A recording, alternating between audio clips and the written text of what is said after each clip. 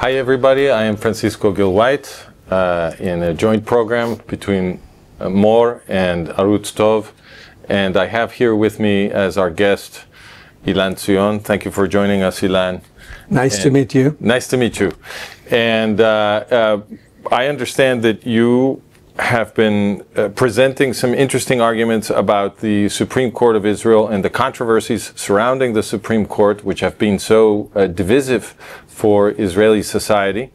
And my audience in More doesn't really have too much of an understanding of what these controversies have been about. So if you would be so kind, I would like to ask you first to give us a quick historical recap of what Aaron Barak and others in the top of the legal structure of Israel have done over the years to sort of change the power of the Supreme Court. Could you explain that to us? Well, I'll try, because it's quite complicated, this notion. Well, let's say that the idea of Aaron Barak, which was the head of the Supreme Court for many years, is that Israel is not anymore a Zionist country. This is something that should be understood. What does he mean?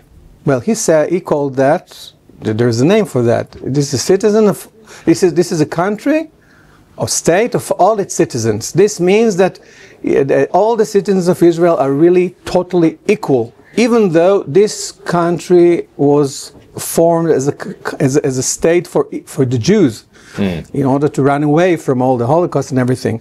So, although Israel fought for its independence and really many people sacrificed their lives for that, came Aaron Barak and said, well, this is not a Zionist country anymore. This is a state of all its citizens, and this means total equality, and this means many, many things. Now, the real issue with Aaron Barak, that he really invented the Supreme Court in his form. He gave the Supreme Court its DNA. Now, the Supreme Court is like a machine now, which just like it's a group, a machine that just makes these ideas true. Come true, and because of that, you can see many decisions of the Supreme Court, like letting Muslims enter Israel, changing the demographic balance against the Jews. Now the situation becomes very, very, very dangerous because of that. And this is something that you cannot fight, because it seems like something that's really true, and you cannot really, because the Supreme Court says that. So this is like the legal truth, okay? But it's not. So if I understand you correctly, the situation that Aaron Barak has created is one where legal truth is sort of created by his opinion? Is that what you're saying? That's exactly the situation.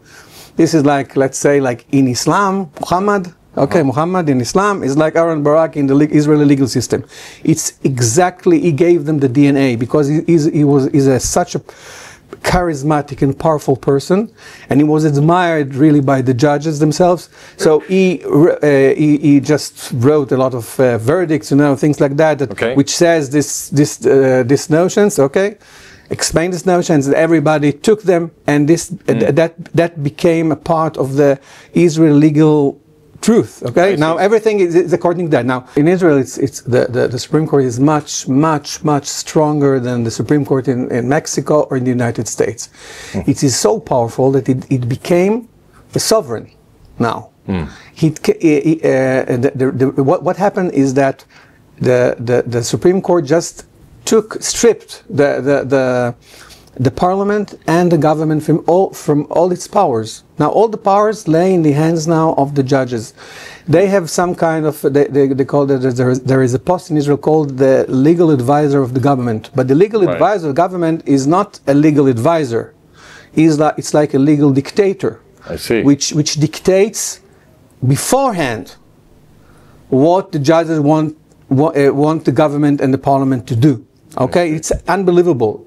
There is no law now in Israel which can be passed without the authorization of this legal advisor. So it's unbelievable. Israel is a dictatorship, a legal dictatorship. So the legal so if the Knesset creates a new law, the legal advisor to the government will decide whether the law is valid or not? Yeah, if it can be passed, not valid. If it even can be passed. If it can be voted on. Yeah, voted on. And now, and in the end, if it's possible for the Supreme Court to abolish the law again after it's passed. Now, the Supreme Court also took the powers to change the Constitution as he wants. Now, the power to write the Constitution is in the hands of the Supreme Court.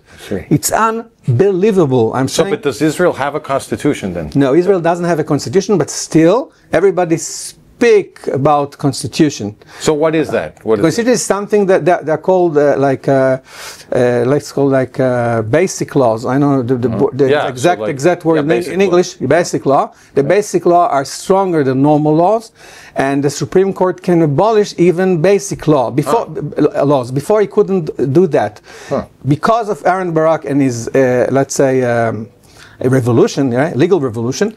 When he took all the powers from the government and the parliament, now the power is in their hands to abolish any law, any constitutional law. It doesn't matter. So, and even they can intervene in the elections. Okay, for example, they can decide whether a person can run if for example he has some kind of I don't know, some kind of indictment or something, they can go and decide maybe that he wouldn't run for office, anything. They can fire any minister and everything. All the powers are in their hands. Through interpretation, they can rule anything. And even they really govern directly the police, let's say the CIA, the Israeli CIA, and even the army. They are governing them directly. I mean, these people needs to. I mean, even these people, like the head of staff and everything, they see the Supreme Court as the real leader, the real sovereign here. So this is what happens, and in many years, like in the last 20 years now, you can see all this fighting. This is just because of that. All this demonstration, and everything was just because the government wanted to do some minor change, and because of that, the judges say to their public, hey, go outside. Right? This is not acceptable, and now everybody in the streets are fighting, even against this minor change. They're ruling on the Constitution, but also writing it. So in fact, the Supreme Court is legislating. Exactly. Would that be true? Would that be the right description? 100% true. Interesting. The Supreme Court is like a group. The group has its own DNA. Not one judge can change this DNA. Even you and I became judges of the Supreme Court. We really cannot change anything because this is a group that has this. It has its own characteristics. Now, and its characteristics are anti-Zionist. They are saying. What does that mean, anti-Zionist, for an Israeli? What does that mean? This means that, for example, the Supreme Court or the courts will let almost every person becoming a citizen of Israel, even though he's not Jewish. Now, every reasonable person understands that if you change the demographic balance and you'll have like 50% more of Muslims, you're dead. Very, very simple. You're dead, okay? So if I understand you correctly, correct me if I'm wrong, you are saying that Aaron Barak believes that it would be okay for the state of Israel to become a Muslim country. Of course. I see. Yeah. He's like, well, this is something that he would not say, but this is something that comes out. It's a conclusion of what he's done. A conclusion from hundreds of steps that he has taken.